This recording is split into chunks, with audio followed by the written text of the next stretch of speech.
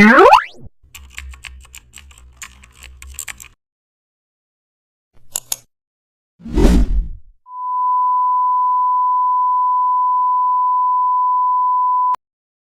back to the channel. Don't forget to like, share, and subscribe for more updates. Today we are explore custom shape, floating tag, shadow effect. Open Photoshop and create a new canvas. Select the custom shape tool from the toolbar. Choose a rounded tag shape. Draw the tag in the center of the canvas. Change its fill color to white. Now duplicate the tag using Ctrl plus J. Send the duplicate layer below. Change the duplicate color to dark gray. Move it slightly down and right. Apply blur to the bottom tag.